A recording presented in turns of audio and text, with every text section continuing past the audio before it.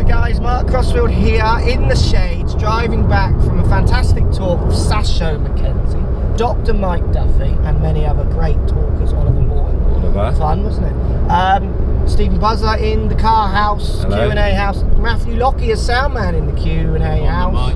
What's the question about, Stephen? About strike. About what? Strike. Strike, let's get stuck in.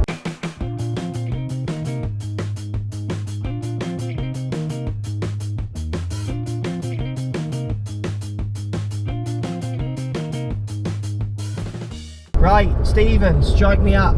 So, Tom Baxter. Hello, Thomas. He sent you a lovely message. Hello, Thomas. Hi, Mark. Hello.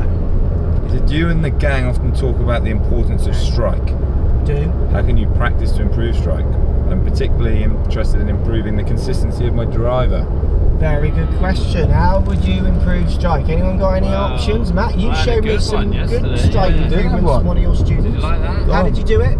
I used a bit of face tape. Face tape to identify strike. Where he was hitting it to start with, then explained what might happen on dodgy strikes, like directional If issues. you're speaking, Matt, best to put the mic to you. Oh, they can hear.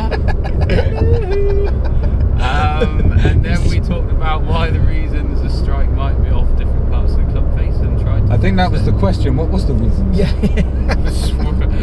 Keeping it a secret. Centre of pressure, centre of gravity, all those types of things, which we've talked about today. Okay. I didn't have things to measure that, so it's a bit of guesswork. Yeah. Thank you, Sat Nav. Yeah. So you used, I use camera. Yeah. But I don't have like a force pressure plate or anything like that, so it's a bit of guesswork. Yeah. But we talked about centre of mass can be guessed on camera. Yeah. Can be. We talked Centre of about pressure that, so can't not be. like swaying too much, keeping more central in his backswing and trying to keep that on the way down. I always feel sway in the backswing. Whenever I see that, I'm always expecting poor strike. Okay. Not necessarily. I mean, you can see like Monty is someone that sways a bit, but can have contact. But when you see someone with bad contact, that's one of the ones that I tend to go for. Good point. So very similar to what he's saying. Put a bit more stability in the pelvis area and get the strike that way. Okay, for me, strike is, I think the most important thing Matt said there is identifying your strike patterns. Lots of people don't really know their strike patterns, it all out the heel, all out the toe, or varied.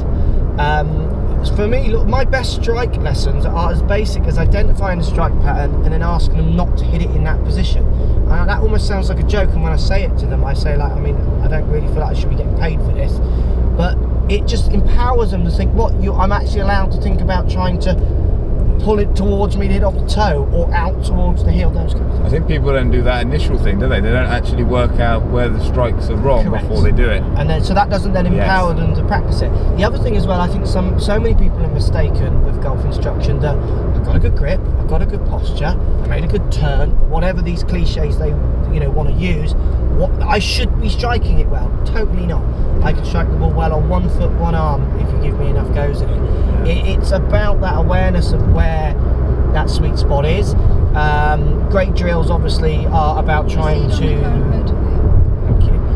to identify that strike and then move it away from there. Other things I find that really affect strike are dynamic lie. When people struggle to deliver dynamic lie, so toe end down is the common one, high handle, which I speak about in a lot of videos, they often really struggle to control strike. Because if you think about it, if you're stood X distance away from the ball and then you go and change that angle so the club is much more upright as it delivers, or the sweet spot is more toe down, your distance is from where you started is very varied, so you're going to have to push closer, centre of pressure goes up on the toes, timing all that, coordinating all that at 100 miles an hour if he's swinging at 110 was hard. Sasha said today, if you start moving your centre of pressure outside your base, so you feel like you're going to fall over, your brain feel like it's going to fall over your arms or react, and you'll make some funny strikes. And you ain't going to strike nothing. So, do you balance.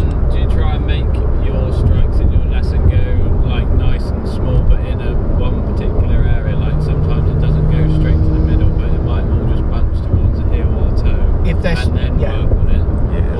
Lack of dispersion is what I look for first, and then if once that'll be consistent. Mine was lucky yesterday that he got into the middle. I think more than my sort of skill and telling him to do his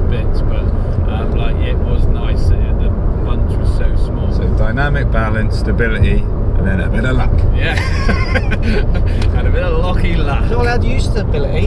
That was a word not allowed to be that's uttered. not a thing. Yeah. Feel it though, feel because it can't be defined. Feel versus real, Mark. Yeah. Feel versus real. Yeah. So identifying strike, key points, and let's just summarise. Key point, identifying strike in your patterns, being empowered enough to look at that and then literally just try and change them.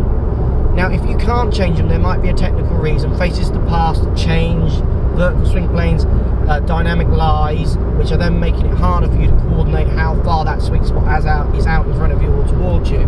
But the most effective ways I get people is literally by the parent to just identify and then change. Yeah. Really good stuff. That was a lovely little video, gentlemen. Yeah. Thank you, Satnav, for lovely. keeping us on the right direction.